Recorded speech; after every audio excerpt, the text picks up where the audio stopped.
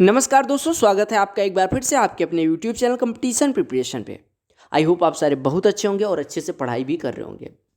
आज हम करने वाले हैं एसएससी सीजीएल 2020 प्रीलिम और एसएससी सीजीएल 2019 मेंस में जो भी क्वेश्चन क्वाड्रिलेटरल यानी चतुर्भुज टॉपिक से पूछे गए। चतुर्भुज में मैंने सारे बेसिक्स करवा लिए हैं। Square, rectangle, parallelogram, cyclic quadrilateral, trapezium, rhombus, kite, सारी चीज़ें कॉन्सेप्ट आपको पहली कुछ क्लासेस में मिल गया। ठीक है, उसके बाद में ये ज्योमेट्री का लास्ट टॉपिक है और इसमें मैं सीजीएल 2020 और सीजीएल 19 मेंस के क्वेश्चन जो जितने भी पूछे गए क्वाड्रिलेटरल से सारे करने वाले हैं। कॉन्सेप्ट में कोई कमी नहीं होगी और सारे कॉन्सेप्ट पे बेस्ड क्वेश्चन जितने भी पूछेंगे वो करवाए दे रहा हूँ। और जब भी मैंने कॉन्सेप्ट करवाया तो उसके साथ उससे रिलेटेड एक क्वेश्चन उस कॉन्सेप्ट पे जरूर करवाया होगा। मिनिमम एक क्वेश्चन और एक दो तीन कई बार ज़्यादा भी करवा देता हूँ।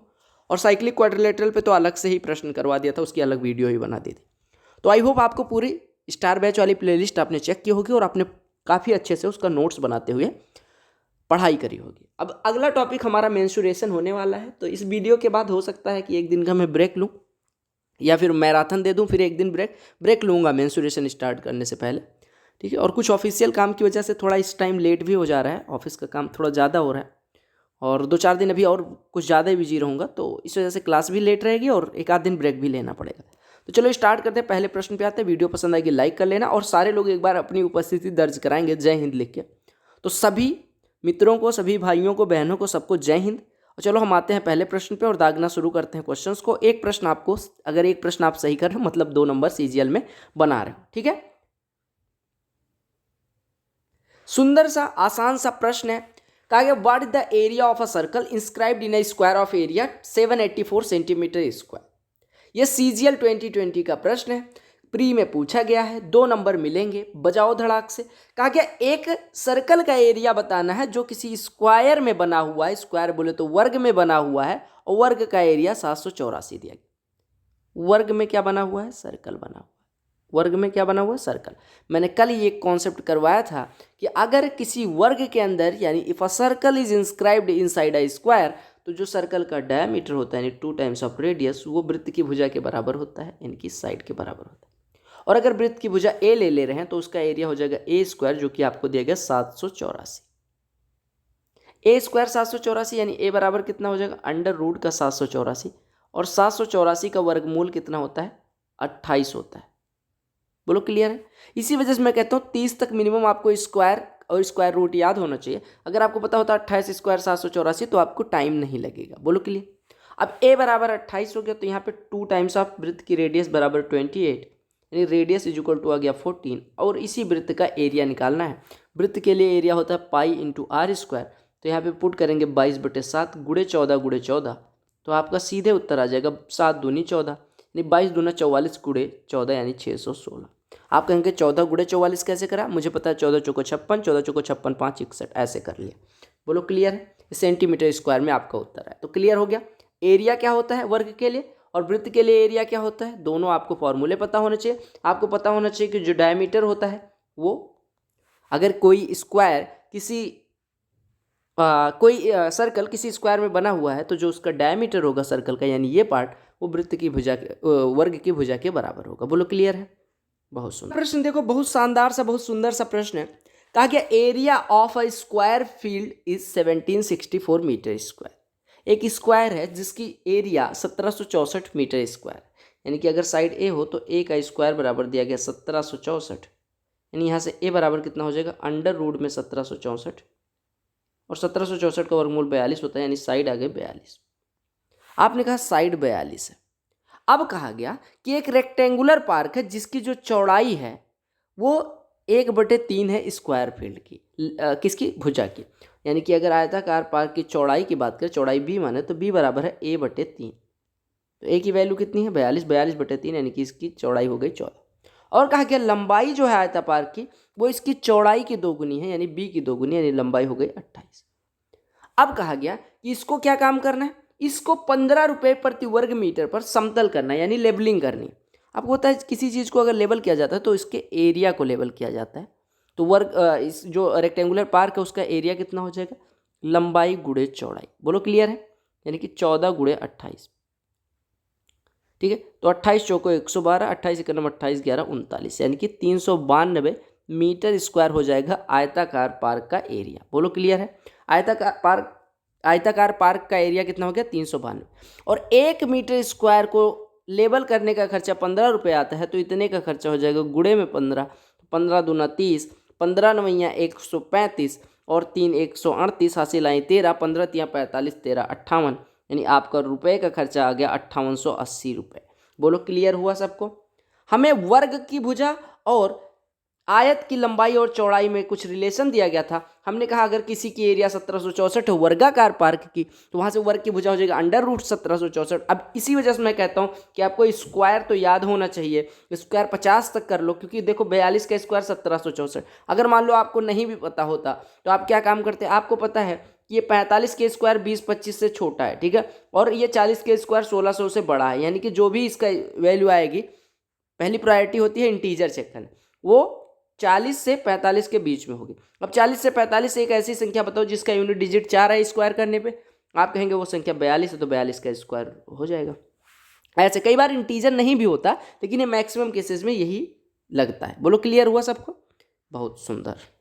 अब ऐसे प्रश्न भी सीजीएल में आते हैं लल्ला। देखो 2 नंबर का प्रश्न होता है और गलत करने पे -1। अगर ऐसा प्रश्न आप गलत कर रहे हो तो आपको फांसी की सजा होनी चाहिए। ऐसे प्रश्न गलत करने ही नहीं है बिल्कुल भी।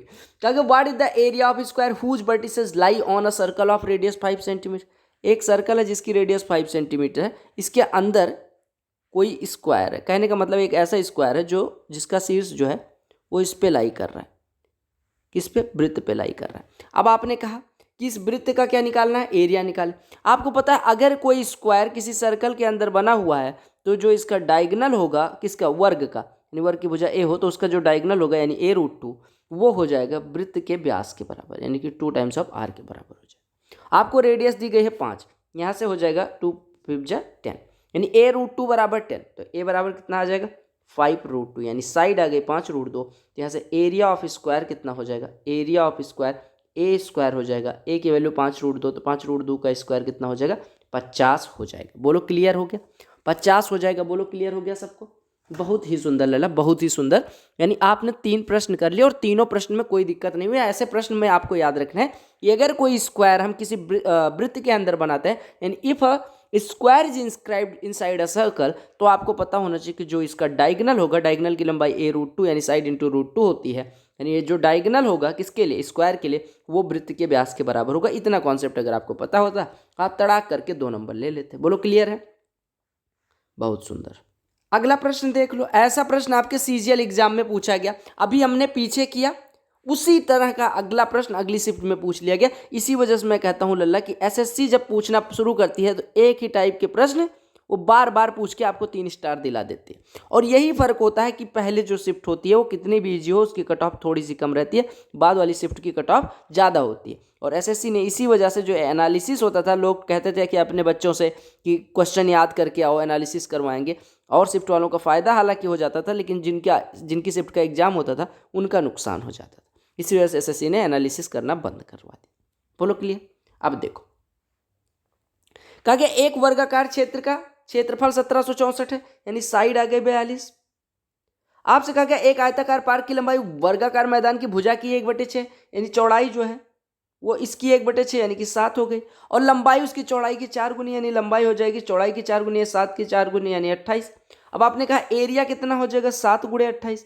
इतने एरिया को कवर करना है हमें। 1 मीटर स्क्वायर का खर्चा है 30 रुपये, तो टोटल खर्चा आ जाएगा 7 × 28 × 30, यानी आप कहेंगे 210 × 28, यानी गुणा कर लो तो 28 इकन्नम 28, 28 दूना 56, 2 58, सीधा सीधा 5880। फिर से उत्तर ले लो। बोलो क्लियर हो रहा है? पिछला ही प्रश्न है जो हमने सेकंड क्वेश्चन किया था कि हमें दिया गया कि वर्गाकार मैदान की जो क्षेत्रफल है वो 1764 है, तो यहाँ से साइड है। आपसे कहा गया चौड़ाई भुजा की 1/6, यानी चौड़ाई भुजा की 1/6 यानी 42 की 1/6 यानी 7 हो गई। कहा गया लंबाई चौड़ाई की 4 गुनी, यानी लंबाई जो है वो 4v के बराबर है, यानी 28। अब यहाँ से एरिया निकल के आया 7 × 28, आयत की लंबाई होती है, लंबाई और चौड़ाई l × b, तो यही हो जाएगा इसका एरिया। आपको पता है इतना मीटर स्क्वायर आएगा, 1 मीटर स्क्वायर का खर्चा 30 रुपये, तो इतने मीटर स्क्वायर का गुणे 30 कर देंगे, आपका उत्तर 5880 रुपये हो जाएगा। बोलो क्लियर है? सेम क्वेश्चन है, बस थोड़ा सा डेटा चेंज हुआ है और अगले शिफ्ट में पूछ लिया गया। ऐसा प्रश्न भी आपने कर लिया, किया नहीं किया? कहा गया वर्ग का परिमाप 7 सेंटीमीटर त्रिज्या वाली वृत्त के परिधि के बराबर। अगर वर्ग की भुजा ए मानूं तो वर्ग का परिमाप कितना हो जाएगा 4 इंटू साइड यानी 4 है। वर्ग की परिधि होती है, वृत्त की परिधि होती है यानी सरकमफ्रेंस ऑफ सर्कल होता है 2 पाई आर, जहाँ पे आर क्या होती है रेडियस, यानी 2 इंटू 22/7 इंटू आर की वैल्यू कितनी है 7। 7 7 कट गया यानी कि 44, यानी आपको जो वृत्त की परिधि मिली वो 44 मिली। और कहा गया वो वर्ग के परिमाप के बराबर है, यानी ये 4a के बराबर है, यानी यहाँ से वर्ग की भुजा आ जाएगी 44/4 यानी कि 11। अब आपसे वृत्त के क्षेत्रफल का वर्ग के क्षेत्रफल से अनुपात बताना है, तो वृत्त का क्षेत्रफल कितना हो जाएगा पाई आर स्क्वायर, उसका किससे रेशियो निकालना है, अगर साइड ए हो तो ए स्क्वायर से, बस फटाफट वैल्यू पुट कर दो। पाई की वैल्यू है 22/7 गुणे आर स्क्वायर 7 गुणे 7 बट्टे में ए स्क्वायर यानी 11 गुणे 11, 7 से 7 कट गया, 11 से 22 कट गया, यानी 2 7 14/11 यानी 14:11 आपका अनुपात हो गया। बोलो क्लियर है, 14:11 आपका अनुपात हो गया। ऐसा प्रश्न भी बजाया था हमने, आपने कहा बिल्कुल सही। सारे प्रश्न समझ में आ रहे हैं, तो आपको जो फॉर्मूले हैं वो इसी वजह से मैंने कहा था कि फॉर्मूले रट के आना, एकदम अच्छे से रिवाइज करके वो क्लासे जाना, तो आपको कोई दिक्कत नहीं होगी। अब आपको फॉर्मूले ही ना याद रहे तो फिर भैया दिक्कत होगी, है ना। ये क्या काम करते हैं, इनसे जब प्रश्न नहीं पूछा जाता ना, इनके पास प्रश्न नहीं होता तो ये ऐसे मतलब कुछ भी प्रश्न पूछ लेते हैं चुटकी चुटकी से।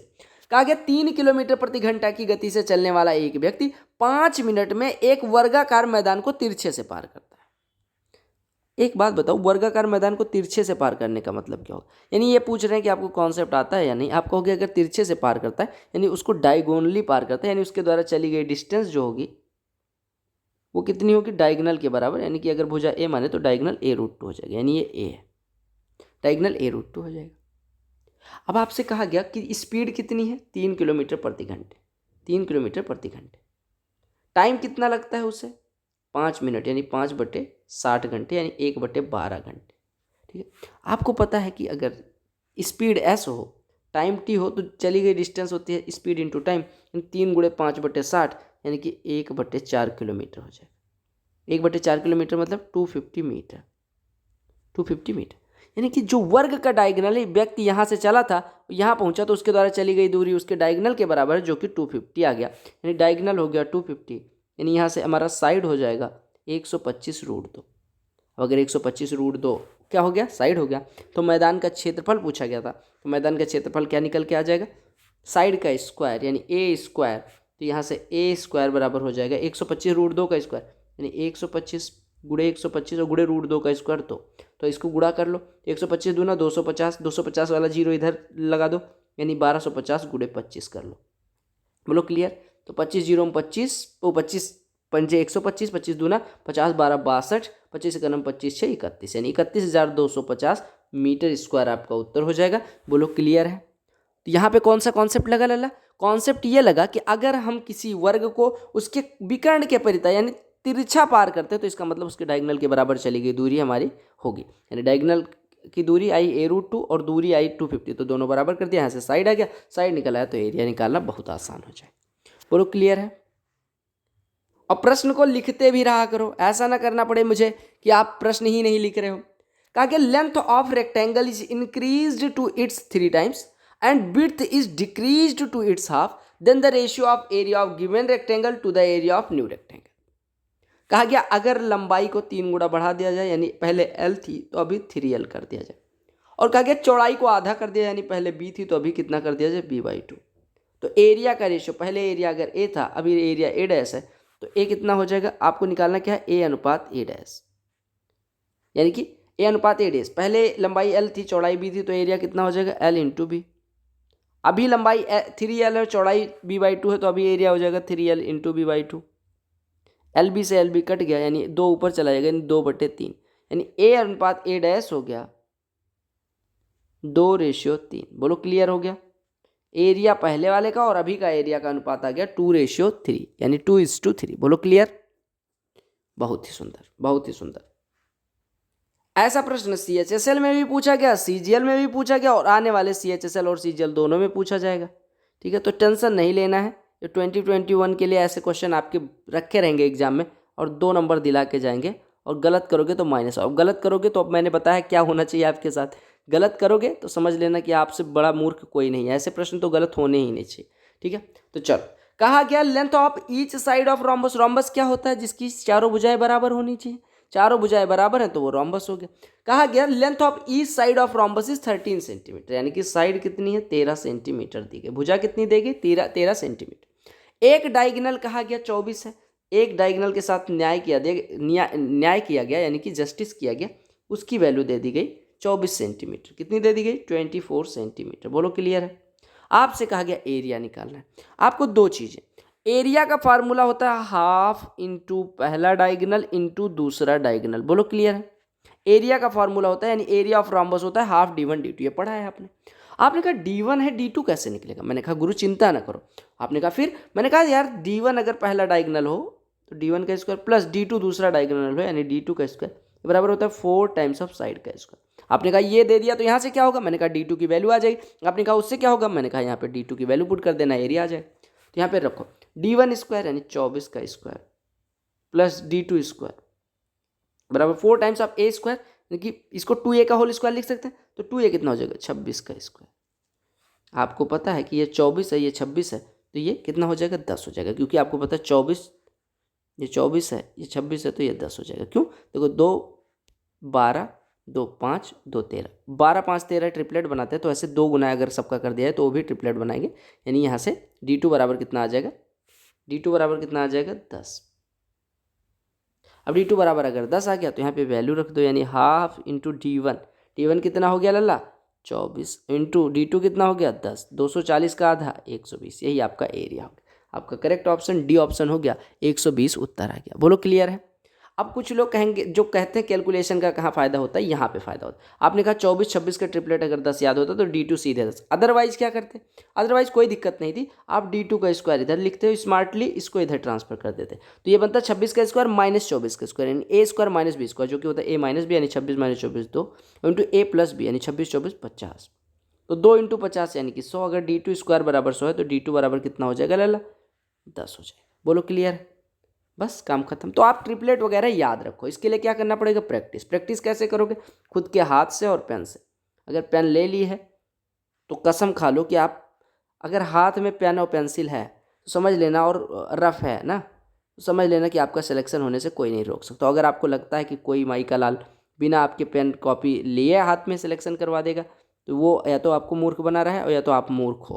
ठीक है, ये अगर आपके हाथ में पेंसिल है, पेंसिल बना दो सुंदर से, ये पेंसिल अगर आप पेन है मतलब, और आपके पास नोटबुक है, ठीक है, नोटबुक अगर आपके पास है, नोटबुक मतलब रफ सीट है, तो इन दोनों का अगर सहयोग होगा तभी आपको जाके सक्सेस मिलेगी। ठीक है, सक्सेस जो देखना चाहते हो आप, सो कॉल्ड सक्सेस, वो ये दोनों अगर आपके पास रहेंगे तभी, इस पर जितना मेहनत करोगे उतना ज़्यादा यहाँ पे अच्छी पोस्ट मिलेगी।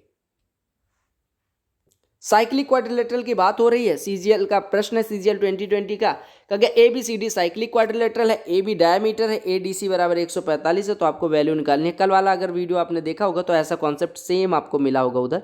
कहा गया कि आपका ए बी डायमीटर है, ए बी डायमीटर है, यहाँ कहीं पर सेंटर होगा, उससे हमें मतलब नहीं। ए बी सी डी पहले ड्रा कर दो, साइक्लिक क्वाड्रिलेटरल मैंने कहा ये लो ड्रा कर दिया, आपने कहा ड्रा कर दिया तो बहुत अच्छा हुआ, ए बी सी डी ये ड्रा हो गया। मैंने कहा आपको कौन सा कोण दिया गया, ए डी सी की वैल्यू 145 दी गई, ये वाला कोण आपको दिया गया 145। बोलो क्लियर है। आपने कहा निकालना कौन सा, बी ए सी यानी ये वाला कोण, बी ए सी को मिला दो, जो निकालना ये वाला कोण निकालना है आपको, कौन सा, ये वाला कोण। अब एक बात बताओ मुझे अगर ए बी डायमीटर है तो ये वाला चाप क्या हो जाएगा अर्धवृत्त, और अर्धवृत्त में बना कोण कितना होता है समकोण, यानी ये वाला कोण कितना हो जाएगा 90 डिग्री। दूसरी चीज, अगर A B C D cyclic quadrilateral है तो आमने सामने के कोणों का योग 180 अंश होगा, यानी कि कोण बी प्लस कोण डी 180 अपने आप हो जाएगा। तो अगर ये 145 है तो ये अपने आप 35 हो जाएगा। अब ये 90 है, ये 35 है, तो ये वाला कितना हो जाएगा 180 माइनस 90 प्लस 35 यानी 125 घटा देंगे तो 55 आपका उत्तर आ जाएगा। बोलो आ जाएगा नहीं आ जाएगा, बोलो आ जाएगा नहीं आ जाएगा। तो यहाँ पे कौन कौन से कॉन्सेप्ट हुए या यूज हुए, सेमी सर्कल में बना एंगल यानी एंगल इन सेमी सर्कल, यानी अर्धवृत्त में बना कोण इज ऑलवेज राइट एंगल। ठीक है, राइट एंगल। और दूसरा कॉन्सेप्ट क्या यूज हुआ, साइक्लिक क्वाड्रिलेटरल के, यानी opposite angles are supplementary, opposite angle are 180 degree, या sum of opposite angle are, ऐसे लिख लो, sum of opposite angles are is 180 degree, यानी अपोजिट एंगल का सम जो होना चाहिए वो 180 अंश, यानी अपोजिट विपरीत कोणों का योग 180 अंश होना चाहिए। बोलो। अगला प्रश्न मस्त सा है, कहा गया ए बी सी डी एक साइक्लिक क्वाड्रिलेटरल है, ए बी और डी सी एफ पे मिलते हैं, ए बी और डी सी को एफ पे मिला दो, तो ऐसा ले लो कि ये मिल जाए ए बी और डी सी एफ पे। पहले ये फिगर बनाने का, क्योंकि ये फिगर बनाना मेरे लिए सबसे कठिन काम होता है। A B D C F पे मिलते हैं, ठीक है। और कहा गया कि अगर ए डी और बी सी को बढ़ाया जाता है, ए डी और बी सी को बढ़ाया जाता है, मान लो यहाँ पे ये डी को यहाँ से मिटा दो पहले, ठीक है, डी यहाँ कहीं पे कर दो। ए डी और बी सी को अगर बढ़ाया जाता है, ये ए डी को बढ़ा दिया, और मान लो बी यहाँ कहीं पे, सी यहाँ कहीं पे, ये लो, ये मान लो सी पॉइंट है। कौन सा वाला? ये वाला पॉइंट सी है। लो अब सुंदर बनेगा, ये सी है। ए डी और बी सी को बढ़ाने पे ये कहाँ पे मिलते हैं? ई पे मिलते हैं, ये ई पे मिलते हैं, ठीक है। कहा गया बी ए डी आपको दिया गया, पहले साइक्लिक क्वाड्रिलेटरल ड्रा कर लो। साइक्लिक क्वाड्रिलेटरल कैसे मिलेगा? तीनों जो चारों शीर्षों से होके जाने वाला क्वाड्रिलेटरल आपका साइक्लिक क्वाड्रिलेटरल हो जाएगा, यानी ये साइक्लिक क्वाड्रिलेटरल होगा। एक मिनट, कलर चेंज करके बना दे रहा हूँ। ये आपका साइक्लिक क्वाड्रिलेटरल हो गया, ठीक है।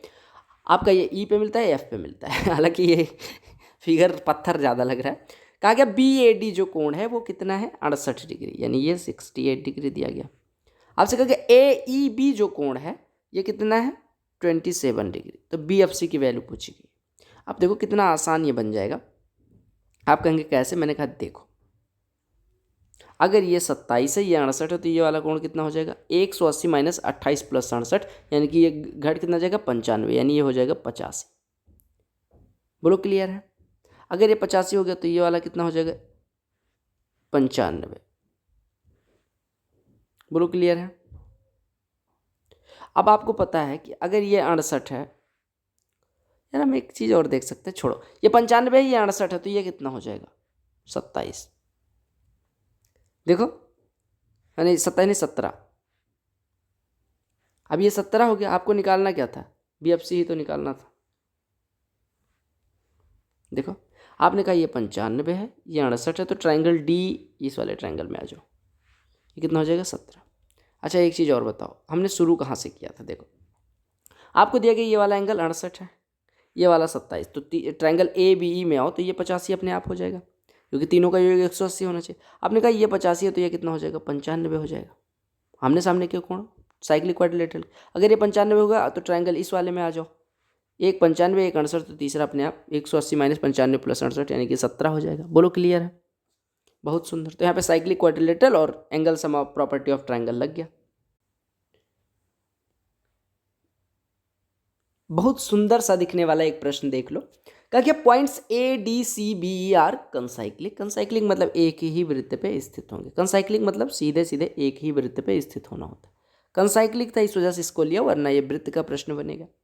कहा क्या ए इस प्रकार से है कि ए ई सी बराबर 50 अंश। पहले ऐसे कुछ ड्रॉ कर लो कि ए ई सी 50 अंश लगे, ये मान लो, ठीक है।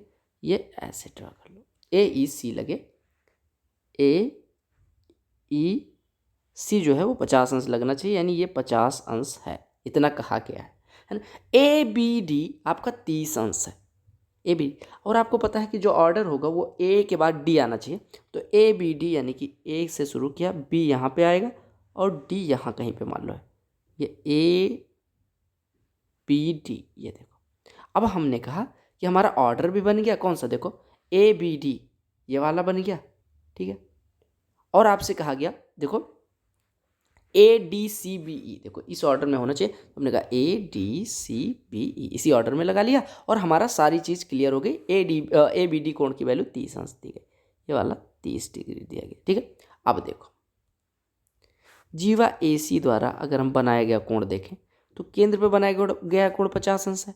तो अगर जीवा ए सी द्वारा यहाँ बिंदु बी पे बनाया गया कोण पूछे तो ये वाला कोण भी 50 अंश होगा, क्योंकि वृत्त की एक ही जीवा द्वारा परिधि पे किसी भी दो बिंदु पे कोण बने तो वो बराबर होता है, यानी angle subtended by the same chord on the circumference of circle is always equal. तो ये 50 है तो ये भी 50, पूरा 50 है, इतना 30 है, तो ये वाला हिस्सा कितना हो जाएगा? 20 डिग्री। और आपसे कौन सा कोण निकालने कहा गया था? सी बी डी ही निकालने कहा गया था। सी बी डी आपने बजा के थप्पड़ मार दिया, आपने कहा 20 उत्तर होगा। अगर 20 उत्तर नहीं होता तो आपका प्रश्न गलत है। बोलो क्लियर? उत्तर गलत है, मेरा प्रश्न, मेरा उत्तर नहीं गलत हो सकता। बोलो क्लियर? तो आपको बस ये पता होना चाहिए कि एंगल सबटेंडेड यानी कि एक ही जीवा द्वारा वृत्त के किन्हीं दो बिंदुओं पे बनाए गए कोण की वैल्यू बराबर होती है angle subtended by same chord in same circle. Same chord हो या सेम लेंथ की कॉर्ड हो, ठीक है, तो वो अगर कोण बनाएंगे तो वो ऑलवेज इक्वल होगा। क्या होगा? इक्वल होगा। बोलो क्लियर? बहुत सुंदर। देखो कहा गया ए बी सी डी एक साइक्लिक क्वाड्रिलेटरल यानी चक्रीय चतुर्भुज है जिसमें ए एक्स है, बी 5y है, सी 2x है और डी वाई है। 2 नंबर का प्रश्न है, सीजीएल 2020 के पेपर में पूछा गया है, बजा दो। साइक्लिक क्वाड्रिलेटरल की पहली प्रॉपर्टी ही क्या होती है कि अपोजिट एंगल यानी ए और सी का योग 180 होता है और बी और डी का योग 180 होता है। इतना आपको क्लियर हो? आपने कहा बहुत सुंदर। मैंने आपको एक चीज़ और बताई कि a बराबर x दिया गया और c बराबर 2x यानी x प्लस 2x बराबर 180 यानी 3x बराबर 180 यानी x बराबर 60। ऐसे b प्लस d बराबर 180 यानी 5y प्लस y बराबर 180 यानी कि 6y बराबर 180 यानी यहाँ से y बराबर 30 हो जाएगी। अब आपसे वैल्यू क्या निकालने कहा गया था? 3x यानी कि 180 माइनस y यानी कि 30। कितना हो जाएगा? 150 उत्तर हो जाएगा नहीं हो जाएगा? हो जाएगा नहीं हो जाएगा? तो बढ़िया से आपका उत्तर हो गया 150, सुंदर तरीके से 150। आपको बस प्रॉपर्टी क्या यूज करनी थी? साइक्लिक क्वाड्रिलेटरल के अपोजिट एंगल्स का सम 180 होता है, बस दैट्स ऑल। लो कहा गया ए बी सी डी एक चक्रीय चतुर्भुज है। आपने कहा ओके। जब भुजा ए बी और डी सी को बढ़ाया जाता है तो वह ई पे मिलती हैं, ए डी और बी सी को बढ़ाया जाता है तो एफ पे मिलती हैं। अगर ए डी 80 अंश हो, ए ई डी 50 अंश हो तो एफ बी का मान निकल पाएगा नहीं निकल पाएगा? आपने कहा पहले एक एंगल बना लो क्योंकि आपसे फिगर तो बनता नहीं है। मैंने कहा नहीं, मैं कलाकार अच्छा हूँ लेकिन ये वाला फिगर पता नहीं क्यों नहीं बन रहा है, ठीक है। मैंने कहा ये देखो, ये मिला दिया मैंने और ये मिला दिया। अब आपको ले लो ए बी और डी सी, ये आपका ए बी है, एक minute, A B D C को बढ़ाने पे ई पे मिलती हैं और ए डी और बी सी भुजाएं एफ पे मिलती हैं, ये एफ पे मिलती हैं। साइक्लिक क्वाड्रिलेटरल के 4 शीर्ष हैं तो साइक्लिक क्वाड्रिलेटरल बना दो आलू जैसा। हमने कहा ये वृत्त से होके पास होता है। ए डी हमारा कितना दिया गया लल्ला?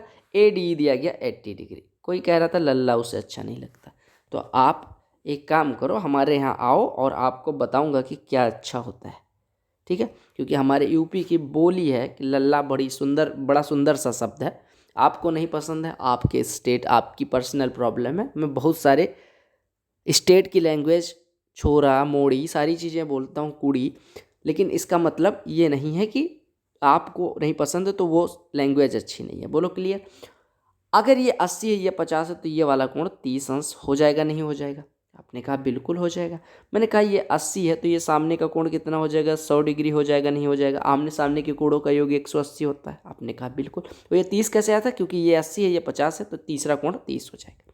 आपने कहा ट्रायंगल ए एफ बी को देखो, एक कोण 30 है एक कोण 100 है, ये वाला 30 ये वाला 100, तो दोनों मिलके 130, तो तीसरा अपने आप 180 माइनस 130 यानी 50 डिग्री का हो जाएगा। तो 13वें क्वेश्चन का उत्तर 50 हो गया। बोलो हुआ या नहीं? बोलो हुआ है या नहीं? बहुत सुंदर। ये प्रश्न इस तरह का करवाया है या नहीं? कहा गया केंद्र ओ वाले एक वृत्त में ए बी सी डी इस प्रकार से चक्रीय हैं जैसे कि बी डी व्यास है। बी डी आपको व्यास ले लेना है, बी डी क्या ले लेना है? व्यास ले लेना है। ये ले लो बी, ये ले लो डी, बी डी व्यास। हमारा ये ए कोई पॉइंट है, बी सी, यहाँ पे सी होगा, ठीक है। ए बी सी डी चक्रीय चतुर्भुज है, आपको ए बी सी डी चक्रीय चतुर्भुज दिया गया। ये लो ए बी सी डी, ये लो ए बी सी डी चक्रीय चतुर्भुज है, ए बी सी डी चक्रीय चतुर्भुज। अब देखो कहा गया ओ केंद्र है, ओ इसका सेंटर है, बी डी व्यास, बी ए सी की वैल्यू दी गई, यानी ये वाले कोण की वैल्यू दी गई, एक मिनट, ये वाले कोण की वैल्यू दी गई 22 डिग्री, 22 डिग्री, ठीक है। आपसे सी ओ डी निकालना है। एक बात बताओ मुझे कि जीवा सी डी द्वारा वृत्त के परिधि पे बना कोण कितना है? आपने कहा ये कहाँ बताया? आपने तो बस इतना बताया कि इस जीवा द्वारा, देखो इस जीवा द्वारा, जीवा बीसी द्वारा केंद्र परिधि पे बना कोण 22 डिग्री का है। तो आपने कहा अगर जीवा बीसी द्वारा केंद्र परिधि पे बना कोण 22 अंश का है तो जीवा बीसी द्वारा केंद्र पे बना कोण यानी ये वाला कोण कितना हो जाएगा? 22 का दूना 44। अब अगर ये 44 हो गया तो आपने कहा ये वाला कितना हो जाएगा? आपने कहा पूरा B O D, B D व्यास है तो ये बी ओ डी पूरा 180 अंश होगा, तो अगर इतना पार्ट 44 हो गया तो ये 180 माइनस 44 हो जाएगा, यानी कि ये कितना हो जाएगा 136। और यही पूछा गया था COD की वैल्यू, यानी इसकी वैल्यू कितनी हो गई 136 डिग्री। कितना हो गया 136 डिग्री। बोलो क्लियर हुआ। आपने कहा कि BC कोण द्वारा परिधि पे बना कोण 24 डिग्री का है, तो सेंटर पे बना कोण BOC कितना हो जाएगा 22 का दूना 44। अगर इतना 44 है तो 180 माइनस 44 यानी कि 136 हो जाएगा। बोलो क्लियर, बहुत सुंदर। अगला प्रश्न ले लो, बजाओ फटाफट। कहा गया एक ट्रेपेजियम है PQRS जिसमें PQ पैरेलल है RS के। ड्रॉ कर दो पहले। ट्रेपेजियम क्या होता है, समलंब चतुर्भुज, यानी आमने सामने की भुजाएं समांतर। आपको SR बढ़ा दिया गया तो आप PQ को छोटा ले लो, यानी PQRS इस प्रकार से हो जाएगा। PQ बराबर दिया गया 4, SR बराबर दिया गया 10। ठीक है, आपसे कहा गया एरिया ऑफ POQ, आपको इसका एरिया निकालना है।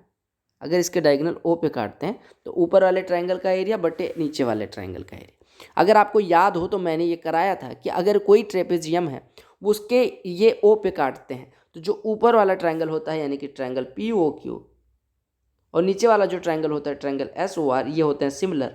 अगर ये सिमिलर हो गए, कैसे सिमिलर, ये कोण इस कोण के बराबर, PQ पैरेलल है इसके तो ये वाला कोण इस कोण के बराबर, और ऐसे ये वाला जब दो कोण बराबर हो गए तो तीसरा कोण अपने आप बराबर। अब आप देखिए, अगर हम यहाँ से बात करें तो कौन कौन से ट्रायंगल सिमिलर होंगे, आप कहेंगे POQ किसके सिमिलर होगा, ये ट्रायंगल POQ सिमिलर हो जाएगा ट्रायंगल ROS के। तो अगर हम इसके एरियाज का रेशियो निकालें तो अगर हम इसकी भुजा PQ लेते हैं तो इसकी करस्पॉन्डिंग साइड क्या हो जाएगी RS। और आपको पता है सिमिलर ट्रायंगल्स के लिए जो एरिया का रेशियो होता है उनके करस्पॉन्डिंग साइड्स के रेशियो के वर्ग के बराबर होता है। तो आपने कहा PQ की वैल्यू है 4 बटे RS की वैल्यू है 10, तो 4 बटे 10 का होल स्क्वायर, 4 बटे 10 यानी 2 बटे 5 का होल स्क्वायर, यानी 4 बटे 25 आपका उत्तर हो जाएगा। 4:25 आपका उत्तर हो जाएगा। बोलो हो जाएगा नहीं हो जाएगा। तो आपको बस क्या काम करना है एग्जाम में, आपको ये अनुपात ले लेना है, इसका अनुपात लेना है, उसका स्क्वायर कर देना है। बोलो क्लियर हुआ। आपने कहा बहुत ही सुंदर, बहुत अच्छे तरीके से क्लियर हो गया। जैसे ये प्रश्न देख लो, कहा गया त्रिभुज ABC में एक त्रिभुज दिया गया ABC, D एक पॉइंट है AB पे इस प्रकार से कि BD बराबर 3 सेंटीमीटर। एक ले लो ABC ट्राइंगल, ABC कोई ट्राइंगल है, C थोड़ा बड़ा लिख दो, ABC कोई ट्राइंगल है, DAB पे इस प्रकार से है, ये देखो ये D कोई पॉइंट है कि BD बराबर 3 सेंटीमीटर और DA बराबर 4 सेंटीमीटर। EBC पे कोई पॉइंट है, यहाँ पे कोई पॉइंट है इस प्रकार से कि DE पैरेलल टू AC है, DE पैरेलल टू, पैरेलल का साइन बना दो, DE पैरेलल टू AC है। अब आपको बताना है कि एरिया ऑफ ट्राइंगल BDE और समलंब ये जो EDAC बन रहा है इसका रेशियो निकालें, इनके एरियाज का। आपको पता है कि ये दोनों ट्राइंगल यानी ये छुटकू सा ट्राइंगल और ये बड़ा वाला ट्राइंगल सिमिलर हो जाएंगे। कौन कौन सा ट्राइंगल सिमिलर हो जाएगा, ट्राइंगल BDE सिमिलर हो जाएगा किसके, ट्राइंगल BAC के। अगर ये सिमिलर हो गए तो इनकी एरिया का रेशियो क्या हो जाएगा, यानी BDE की एरिया बटे ट्राइंगल BAC की एरिया। ये एरियाज का रेशियो क्या अभी बताया, करेस्पॉन्डिंग साइड यानी 3 इसके लिए BD और बटे पूरी BA यानी कि 3 4 7 इसके वर्ग के बराबर, यानी 9/21 हो जाएगा। राइट, आपने कहा अगर पूरे ट्राइंगल की एरिया 21 है तो BDE छुटकू पार्ट की एरिया 9 हो। तो आपने कहा अगर पूरे की एरिया 21 है, छुटकू पार्ट की एरिया 9 है, यानी ये 9 है, पूरा 21 है तो ये कितना हो जाएगा 12 हो जाएगा। आपसे कहा क्या गया था BDE का क्षेत्रफल यानी कि 9 अनुपात ACED का क्षेत्रफल 12, 3 से काट दिया 3 3 9, 3 चौको 12, यानी आपका उत्तर हो गया 3:4। हमने सही किया है। अच्छा, ये 7 का स्क्वायर 49 होता है, एक देखो यहाँ पे 7 का स्क्वायर 21, ये 49 हो गया, यानी कि ये 9 हो गया तो ये 40 हो गया, ये 9 हो गया तो ये कितना हो गया, 1 मिनट मिटा देते हैं। देख रहे हो कितना गलती होती है, ऐसे ऐसे गलती हो जाती है, तो आपको ये ध्यान रखना है कि गलती ना होने पाए लाल। ठीक है, और प्रोफेशनल यार मुझे नहीं बनना प्रोफेशनल टीचर कि मैं बहुत अच्छा बोलूँ ना, मुझे बोलने की वजह से अगर तुम जानोगे तो फिर बेकार है ना कि मैं बहुत सुंदर बोलता हूँ, मैं बहुत अच्छा बोलता हूँ। तो उसके लिए मैडम लोग हैं ना, तमाम सारी मैडम्स पढ़ा रही हैं, उन जो अच्छा बोलती हैं उनसे पढ़िए आप। ठीक है, मैं ऐसे बोलूँगा 9/49 हो गया। बोलो क्लियर है, यानी कि अगर BD की एरिया 9 है तो BAC की एरिया 49, यानी ये 9 हो गया तो ये कितना हो जाएगा आपका 40। तो यही अनुपात पूछा गया था 9:40 आपका, यानी कि ट्राइंगल BDE की एरिया बटे क्वाड्रिलेटरल की एरिया यानी 9:40 हो जाएगा। बोलो क्लियर, 9:40 हो जाएगा। बोलो क्लियर हो गया, तो आपका उत्तर आ गया 9:40।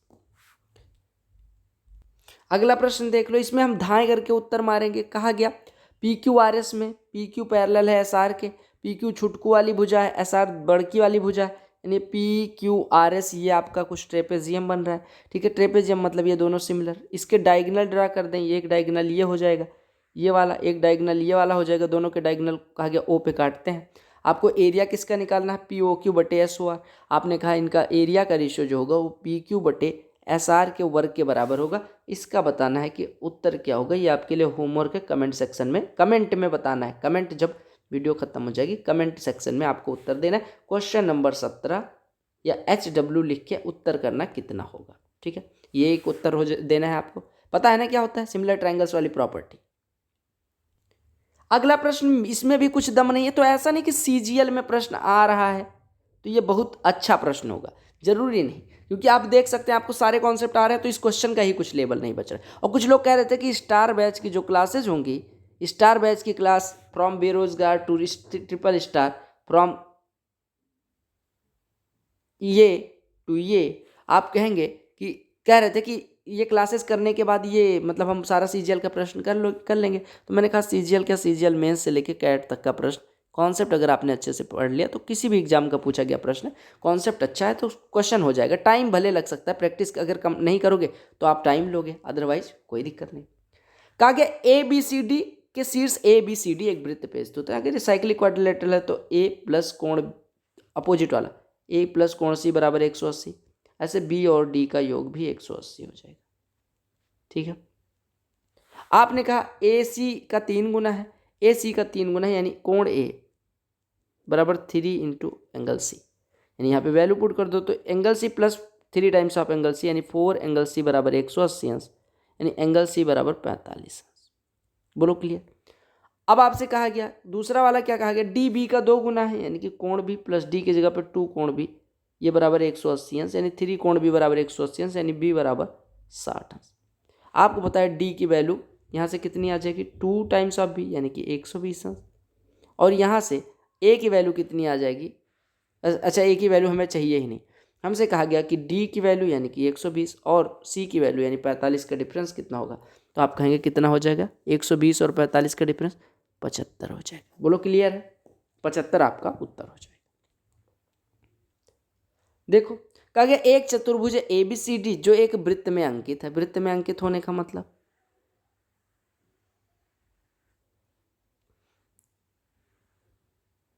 अच्छा वृत्त में नहीं अंकित है, कहा गया circle is inscribed in a quadrilateral, यानी एक क्वाड्रिलेटरल के अंदर वृत्त बना हुआ है। समझ में आ गया होगा कौन सी थ्योरम लगेगी, कौन सा कॉन्सेप्ट लगेगा। आपने कहा बिल्कुल समझ में आ गया। इसमें क्या है, मैंने क्या कहा था कि अगर कोई क्वाड्रिलेटरल है ABCD वो किसी वृत्त को घेरता है तो उसके आमने सामने की भुजाओं का योग बराबर होता है। बोलो बताया था नहीं बताया था, ABCD बताया था कि नहीं बताया था कि अगर ABCD किसी वृत्त को घेरता है यानी if ABCD is a quadrilateral and it circumscribes a circle then sum of opposite sides यानी AB प्लस CD बराबर हो जाएगा AD प्लस BC। हो जाएगा नहीं हो जाएगा। आपको AB कितना दिया गया, अच्छा AS यानी ये ABCD को कितने पे टच करता है, AB को करता है P पे, इसको Q पे, इसको R पे, इसको S पे। AS बराबर आपको 6 दिया गया यानी ये 6 हो गया। CR बराबर 5 दे गया यानी ये 5 हो गया। BC बराबर 12, पूरा BC 12 यानी ये 7 हो गया। अब आपको पता है अगर हम इसको x मान लें तो ये भी x हो जाएगा। यानी आपने कहा आपको निकालना क्या है, AB की लंबाई निकालनी। अच्छा AB की लंबाई निकालनी थी तो AB बराबर कितना हो गया, 6 7 13, पूरा 13 हो गया। बोलो क्लियर। ये प्रश्न आपको करना है, ये प्रश्न ABCD, देखो ये अंग्रेजी में पढ़ना है, ये circle touches all the 4 sides of quadrilateral, ऐसा पढ़ना। एक वृत्त चतुर्भुज ABCD की चारों भुजाओं को टच करता है, ऐसा करके दिया गया। अंग्रेजी में पढ़ो हिंदी में पढ़ो। आपको ये भी होमवर्क नंबर 2 लिखना है। होमवर्क नंबर 2 या क्वेश्चन नंबर 20 ये आपको कमेंट सेक्शन में कूद के बता देना है उत्तर कितना होगा। 4 ऑप्शन दिए गए हैं, सेम कॉन्सेप्ट लगना है कि अगर कोई वृत्त किसी क्वाड्रिलेटरल द्वारा सर्कमस्क्राइब्ड है तो क्या होता है। बोलो क्लियर। अगला प्रश्न देख लो, कहा गया कि त्रिभुज ABC एक समबाहु त्रिभुज है। ये ABC कर लेना, BC नहीं, BC कौन सा ट्रायंगल होगा, यानी ABC एक समद्विबाहु त्रिभुज है। कहा गया D और E इस पे कोई बिंदु है कि DE पैरेलल BC है। ठीक है, और कहा गया DE की लंबाई BC की आधी है। DE की लंबाई अगर BC की आधी है तो सर्कल कॉन्सेप्ट जब मैं पढ़ा रहा था तो मैंने बताया था कि अगर किसी त्रिभुज में आधार के भुजाओं के मध्य बिंदुओं को मिलाने वाली रेखा आधार के पैरेलल हो तो उसकी लंबाई आधार की आधी होती है, यानी कि BC अगर x है तो ये x/2 होती है। कब? जब D और E मध्य बिंदु हो AB और AC। तो ऐसा दे दिया गया कि BC पैरेलल है D के, D आधा है BC का, तो ये आप कहेंगे ये मिड पॉइंट इसका है, ये मिड पॉइंट इसका है। अब आपसे कहा गया कि AD प्लस CE, आपको दिया गया AD plus CE plus BC बराबर 30 दिया गया। AD प्लस CE यानी ये प्लस ये पार्ट और प्लस BC, पूरा BC की लंबाई 30 दे दी गई। तो आपसे कहा गया BCED का परिमाप बताओ। BCED का परिमाप कितना हो जाएगा? BCED का परिमाप हो जाएगा BC प्लस ये कितना हो जाएगा CE प्लस ये कितना हो जाएगा DE प्लस ये कितना हो जाएगा BD। बोलो हो जाएगा नहीं हो जाएगा? आपने कहा अल्लाह कि जो BD है वो AD के बराबर है, क्योंकि D मिड पॉइंट है, यानी BD की जगह पे आप AD लिख दो। बोलो क्लियर? हमने कहा DE जो है वो BC का आधा, यानी इसकी जगह पे BC/2 लिख सकते हैं। बोलो आधा सही है? आपने कहा बिल्कुल, BC/2 लिख सही से। हाँ, CE अगर हम बात करें तो CE आपको पता है AE के बराबर है, या CE रहने दो, तो आपने कहा यहाँ से हो गया BC प्लस CE। ठीक है, अरे यार BC प्लस CE, अरे BC प्लस CE और प्लस BC/2 और प्लस AD कितना हो गया? आपने कहा आपको इतने की वैल्यू पता है, BC प्लस CE और प्लस AD की वैल्यू 30, यानी आपका उत्तर आ गया 30 plus BC/2, 30 plus BC/2, 30 plus BC/2। इसका परिमाप निकालना था। अब BC की लंबाई कितनी आएगी? अब देखो यहाँ से आपका एक चीज़ क्लियर हो गया कि 30 से छोटा तो ऑप्शन नहीं हो सकता। आपने कहा था कि एक बात बताओ, ये इक्विलेटरल ट्रायंगल है, ये इक्विलेटरल ट्रायंगल है, यानी AD अगर पूरी भुजाओं को 2A मानूं तो AD हो जाएगा A प्लस CE कितना हो जाएगा A और प्लस BC 2A हो जाएगा, यानी 4A बराबर 30, यानी A बराबर 7.5, यानी भुजा 2A हो जाएगी, यानी कि 15 हो जाएगी इसकी वैल्यू BC की। तो BC अगर 15 हो गई तो BC/2 यानी कि 7.5, यानी कि 37.5 हो जाएगा। इक्विलेटरल ट्रायंगल भी तो दिया गया था, तो यही मैं इसी वजह से मैं शुरू से नहीं यूज कर रहा था इक्विलेटरल ट्रायंगल की प्रॉपर्टी, कि जो भी चीज़ प्रश्न में दी जाती है वो कहीं काम आती है। आपने कहा इक्विलेटरल ट्रायंगल है, यानी अगर पूरी किसी तरह इक्विलेटरल ट्रायंगल की साइड 2A मानूं तो आपको पता है अगर D मिड पॉइंट है तो AD हो जाएगा A। ऐसे CE चूंकि E मिड पॉइंट है AC का, तो इसकी भी वैल्यू A हो जाएगी। और BC पूरी भुजा है, यानी कि 2A, तो 4A बराबर 30, A बराबर 7.5, यानी कि भुजा BC हो गई 2A यानी कि 15, तो 30 प्लस 15 का आधा यानी कि 7.5, तो 30 प्लस 7.5 37.5 हो जाए। बोलो क्लियर हो गया? बहुत सुंदर। क्वाड्रिलेटरल कैसा है? अगर यहाँ पे साइक्लिक क्वाड्रिलेटरल सीधे नहीं दिया गया, कहा कि वर्टिसेस जो हैं वो लाई करते हैं एक सर्कल पे। अगर ऐसा दे दिया जाए तो आपको पता है क्या होता है, कोण ए और कोण सी यानी अपोजिट। अगर किसी क्वाड्रिलेटरल के चारों शीर्ष किस पे लाई कर रहे हो? वृत्त पे लाई कर रहे हो, तो होता है साइक्लिक क्वाड्रिलेटरल, यानी A प्लस सी बराबर 180। कहा गया A 3 टाइम्स C का, यानी 3C प्लस C बराबर 180, यानी C बराबर 45 अंश। दूसरा कहा गया D is 2 times of B, यानी D बराबर 2 टाइम्स ऑफ B है, और आपको पता है D और B अपोजिट एंगल है, तो D प्लस B का योग 180 होगा। बोलो क्लियर है? आपने कहा D की जगह पे 2B रख दो, मैंने कहा ठीक है 2B प्लस B यानी 3B बराबर 180, यानी B बराबर 60। ऐसे B बराबर 60 हो गया तो D बराबर कितना हो गया? 120 हो गया। C 45 रखोगे तो अच्छा ये क्या A C का 3 गुना है, यानी ये 4 टाइम्स ऑफ C। अच्छा C बराबर 45 आ गया तो A बराबर 135। आपको D और C के माप का अंतर पूछा गया था, तो D की वैल्यू कितनी है? 120। C की वैल्यू कितनी है? 45। अंतर कितना हो जाएगा? 75। ये प्रश्न करवाया भी था 2 बार, 2 शिफ्ट में पूछा गया। सेम टाइप का प्रश्न ये भी है, AB की लंबाई निकालनी है। ये प्रश्न शायद मैंने करवाया है, तो इसका उत्तर 13 है, तो ये काम खत्म हो गया। ये किस टाइप का प्रश्न है? कोई साइक्लिक क्वाड्रिलेटरल है जिसकी 2 भुजाएं बढ़ाई जाती हैं। यहाँ पे ADC 78 दिया गया, BEC 52 दिया गया, तो AFB की वैल्यू बतानी। ये उत्तर भी आपको होमवर्क दे दिया गया। ये प्रश्न भी, इस तरह का भी 2 प्रश्न मैंने करवा दिया है। तो ये सारे प्रश्न आपके CGL एग्जाम में 2020 वाले में पूछे गए हैं। बोलो क्लियर है? अब हम आते हैं CGL, ऐसा है CGL मेंस का प्रश्न, ये CGL मेंस है। अब CGL 2020 खत्म हो गया क्वाड्रिलेटरल, अब हम CGL मेंस पे आ गए, ठीक है। तो CGL मेंस में एक प्रश्न ऐसा पूछा गया। अब ये CGL मेंस का प्रश्न है, इस वजह से अगर आप डर जाते तो आपसे होता ही नहीं, लेकिन देखो आपने कॉन्सेप्ट पढ़ा है, तो CGL मेंस में भी सेम कॉन्सेप्ट पे क्वेश्चन मिल रहा है। अगला प्रश्न देख लो, ये भी CGL मेंस का है। कहा गया the length of 2 sides of a parallelogram are 3 centimeter and 10 centimeter. Parallelogram क्या होता है? आमने सामने की भुजाएं समांतर और अपोजिट साइड्स इक्वल। यानी ये 10 दिया गया, ये 3 दिया गया। आपसे कहा गया विकर्णों का योग बताना है। ये अच्छा सा कॉन्सेप्ट, पैरेललोग्राम मतलब ये पैरेलल इसके, ये पैरेलल इसके, और आपको पता है साइड अपोजिट इक्वल लेनी, ये 10 हो जाएगा, ये 3 हो जाएगा। आपको विकर्णों का योग बताना है, यानी कि विकर्णों के वर्गों का योग। अगर एक विकर्ण ये हो, एक विकर्ण ये हो, यानी एक विकर्ण को अगर मैं पी कहूँ, दूसरे वाले विकर्ण को क्यू कहूँ, तो आपसे पूछा गया P square plus Q square क्या होगा। आपने पढ़ा है पैरेललोग्राम के लिए कि P square plus Q square बराबर होता है 2 टाइम्स ऑफ पहली साइड स्क्वायर, यानी कि अगर इसको माने ए और इसको माने बी तो ये कहेंगे 2 टाइम्स ऑफ एडजेसेंट साइड का स्क्वायर, यानी ए स्क्वायर प्लस बी स्क्वायर, यानी हो गया 2 टाइम्स ऑफ ए स्क्वायर 10 का स्क्वायर 100 प्लस बी स्क्वायर 3 का स्क्वायर 9, तो 100 प्लस 9 109 का दूना कितना हो जाएगा 218 सेंटीमीटर स्क्वायर। बोलो क्लियर है। तो आपको क्या याद रखना है, आपको याद रखना है पैरेललोग्राम यानी कि समांतर चतुर्भुज के लिए जो विकर्णों के वर्गों का योग होता है वो होता है 2 टाइम्स ऑफ एडजेसेंट साइड के वर्गों का योग, यानी एडजेसेंट मतलब बगल बगल, आसन्न भुजाएं, सटी हुई भुजाएं। बोलो क्लियर। तो ये फॉर्मूला आपका यूज हो गया, सीजीएल मेंस 2019 का प्रश्न है, ठीक है।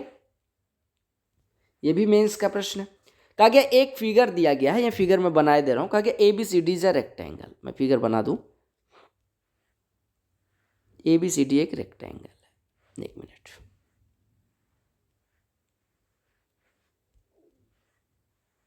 बनाते रहो आप लोग भी। ABCD एक रेक्टेंगल है, सुंदर सा रेक्टेंगल बन जावे ये ABCD एक रेक्टेंगल, ठीक है। आपसे कहा गया कि P is a point on DC, ये DC को यहाँ तक बढ़ाया गया है और इसको ऐसे मिला दिया गया। ये देखो, ये आपका ABCD था, फिगर इस तरह से फिगर दिया गया था, ये कुछ बनाना नहीं था।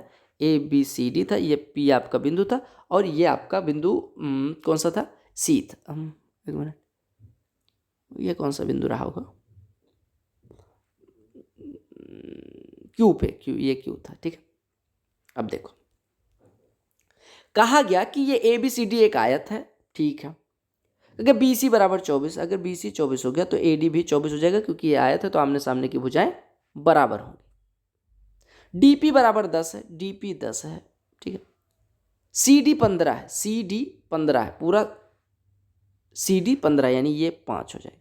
अरे पूरा CD 15 इतना 10 तो ये 15 तो ये भी 15। आपको निकालना था AQ की लंबाई निकालनी थी। एक बात बताओ मेरे लाल, अगर मैं बात करूं इस ट्रायंगल के PCQ की तो वो PAB के सॉरी, अगर मैं बात करूं QPC की तो ये सिमिलर हो जाएगा QAB के। बोलो हो जाएगा नहीं हो जाएगा। QPC देखो, ये कोण 90, ये कोण 90, ये कोण कॉमन, तो ये दोनों में कॉमन, और ये कोण अपने आप तीसरे के बराबर हो जाएगा, यानी ये ट्रायंगल सिमिलर हो गया। कौन सा ट्रायंगल, ट्रायंगल QPC सिमिलर हो गया ट्रायंगल QAB के। यानी अगर इसमें करस्पॉन्डिंग साइड्स का रेशियो ले लूं, यानी मैं अगर कहूं कि QC बटे QB, तो आप कहेंगे ये बराबर हो जाएगा PC बटे AB। वैल्यू पुट कर दो, PC की वैल्यू है 5, AB की वैल्यू है 15, यानी ये हो गया 1/3, यानी QC बटे QB बराबर है, QC बटे QB कितना है 1/3, यानी कि अगर QC x है तो आप कहेंगे x बटे 24 प्लस x बराबर 1/3, यानी ये हो गया 3x बराबर 24 प्लस x, यानी x बराबर 12 हो गया, x बराबर 12 हो, ठीक है। यानी इतनी वैल्यू 12 हो। अगर ये 12 है, ये 24 है, तो अब आपका निकल जाएगा। किसकी लंबाई निकालनी थी, AQ की लंबाई। अच्छा, AQ की लंबाई निकालनी थी, इसी वजह से इतना नाटक हो रहा था। आपने कहा AQ की लंबाई अगर निकालनी है, राइट एंगल ट्रायंगल है, इसका आपको लंब पता है, आधार पता चल, आधार में इतना पार्ट पता था, ये पार्ट निकालना था। ये पार्ट और किसी तरीके से निकल सकता था, लेकिन हमें बस आपको पता है सिमिलरिटी से निकल ही जाएगा, तो सिमिलरिटी से ये पार्ट निकाले, आप पूरी लंबाई पता चल गई। ये 90 डिग्री है, 15 है, ये 36 है, तो ये कितना हो जाएगा। आपने कहा ये 5 है, 3 से काट दो, ये 5 है, ये 3 से काटोगे 36 को तो 12, तो ये 5 या 12, तो कर्ण कितना हो जाएगा 13। हमने यहाँ 3 गुना किया, यहाँ 3 गुना, तो यहाँ भी 3 गुना कर देंगे, 13 3 39, कितना हो जाएगा आपको, तो 39 सेंटीमीटर। कितना हो जाएगा 39 सेंटीमीटर। बोलो क्लियर है, 39 सेंटीमीटर क्लियर हो। ये सीजीएल मेंस का पूछा गया प्रश्न है, बहुत आसान सा प्रश्न, समचतुर्भुज का प्रश्न है, इसी वजह से करवा रहा हूँ। कहा गया ABCD एक रोम्बस है, मैंने बना दिया, एक रोम्बस बना दिया। रोम्बस मतलब समचतुर्भुज जिसकी चारों भुजाएं बराबर होती है। बोलो क्लियर है, ABCD एक रोम्बस है, ABCD एक रोम्बस है, मैंने कहा ABCD रोम्बस। ABC जो कोण है वो 52 अंश का, ये 52 अंश का। कहा गया ACD का माप ज्ञात करो, ACD की वैल्यू निकालनी है, ACD की वैल्यू निकालनी है। बोलो निकल जाएगी नहीं निकल जाएगी? ए सी डी की वैल्यू निकालनी, यानी इस वाले कोण की वैल्यू निकालनी। कैसे निकलेगा? निकल जाएगा नहीं निकल जाएगा? आपने कहा ये रोम्बस है।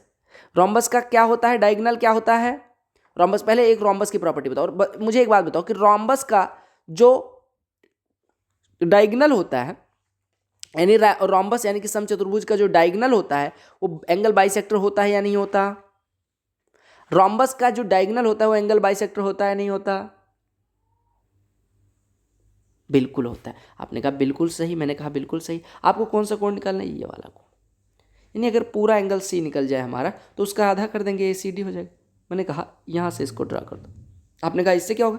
मैंने कहा एंगल बाइसेक्टर मिल जाएगा। यानी ये कोण कितना मिल जाएगा? 52 का आधा 26। आपको पता है इस ट्रायंगल में ये भुजा बराबर, तो इसके सामने की भुजा अगर 26 है तो दूसरे वाले के सामने की भुजा भी 26।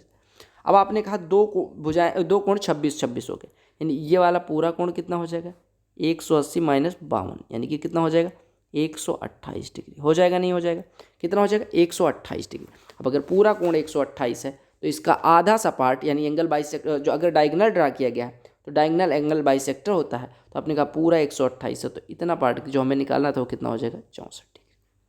2 लाइन का प्रश्न था, बस आपको पता होना चाहिए एंगल बाइसेक्टर होता है क्या। यहाँ पे रूल लिख लो कि डायगोनल ऑफ, यानी विकर्ण किसके? ऑफ रोम्बस, यानी समचतुर्भुज के जो डायगोनल होते हैं वो एंगल बाइसेक्टर होते हैं, यानी कि कोण समद्विभाजक होते हैं। क्या होते हैं? कोण समद्विभाजक होते हैं। ये कॉन्सेप्ट यूज हो। बोलो क्लियर है? सबको क्लियर हो? बहुत ही सुंदर। ये प्रश्न ले लो। कहा गया त्रिभुज एबीसी में डी और ई 2 बिंदु हैं, ए बी और ए सी पे। डी पैरेलल है बीसी के।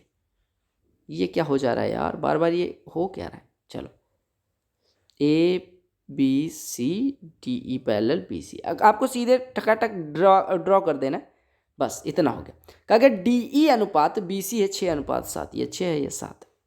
आपसे कहा गया एरिया का अनुपात बताना है। आप कहेंगे ये दोनों ट्रायंगल सिमिलर हो जाएगा, एक छुटकू सा एक बड़कू सा। अगर इनके एरियाज का रेशियो निकाले तो ट्रायंगल ए डी ई की एरिया बटे ट्रायंगल ए बी सी की एरिया, इनके करेस्पॉन्डिंग साइड्स के यानी डी ई और बी सी के रेशियो के वर्ग के बराबर हो जाएगा। डी ई बटे बी सी का होल स्क्वायर हो जाएगा। डी है 6, यानी 6 का स्क्वायर 36 बटे बी सी का स्क्वायर 7 का स्क्वायर 49, यानी ए डी की एरिया 36, ए बी सी की एरिया 49। आपने कहा इतने पार्ट की एरिया 36, पूरे की एरिया 49, यानी इतने क्या हो जाएगी? 49 माइनस 36। कितने पार्ट की? क्वाड्रिलेटरल पार्ट की। तो आपने कहा 49 माइनस 36 कितना हो जाएगा? 13। अब आपको अनुपात किसका निकालना था? आपने कहा ए डी का एरिया यानी कि 36 अनुपात trapezium B C E D का एरिया 13। तो आपका आंसर कितना हो गया? 36:13 हो गया। बोलो क्लियर है? सारे क्वेश्चन समझ में आ गए? तो ये वो क्वेश्चंस थे जो आपके एग्जाम में पूछे गए। कौन से एग्जाम में? सीजीएल 2020 में और सीजीएल मेंस में, सीजीएल मेंस 2019 में। ठीक है, ये पूछे गए सारे प्रश्न थे। 2019 यहाँ लिख दे रहा हूँ। और आपने सारे क्वेश्चंस को, सारे 28 प्रश्न को उड़ा के मारा है। ठीक है, अब अगर उड़ा दिया है तो वीडियो को लाइक कर देना। और अगला एक पार्ट अभी और आएगा क्वाड्रिलेटरल पे, ठीक है, लेकिन उसको मैं क्लास में नहीं ऐड करूंगा। वो हो सकता है कल दे दूं या परसों दे दूं, एक दिन का बीच में ब्रेक रहेगा। क्वाड्रिलेटरल खत्म होने, मतलब ज्योमेट्री खत्म होने के बाद मेंसुरेशन अगला टॉपिक होगा। ठीक है, तो स्टार बैच वाली प्लेलिस्ट आप चेक करते रहना, उसी में सारी क्लासेज ऐड होती रहेंगी। जब 90 हो जाएगी तो समझ लेना आपका कोर्स खत्म हो गया। ठीक है, मैं 90 में ख़त्म करूँगा, चाहे वो क्लासेज लंबी हो चाहे शॉर्ट हो। ठीक है, 90 में आपका पूरा सारा कॉन्सेप्ट कवर करते हुए मैं ख़त्म करूँगा। बोलो क्लियर? तो अगर वीडियो पसंद आएगी तो वीडियो को लाइक कर देना, चैनल पे नए होना सब्सक्राइब कर लेना। यहाँ पे जो लोगो दिख रहा होगा उस पर क्लिक करके आपको क्या करना होता है? सब्सक्राइब, तो वो सब्सक्राइब कर लेना, शेयर भी कर देना। और जो प्लेलिस्ट यहाँ से ही आपको दिख रही होंगी उस पर क्लिक करके आप वीडियोज़ को देख सकते हैं। Bye bye, take care, love you all the very best. Telegram channel से जरूर जुड़ें क्योंकि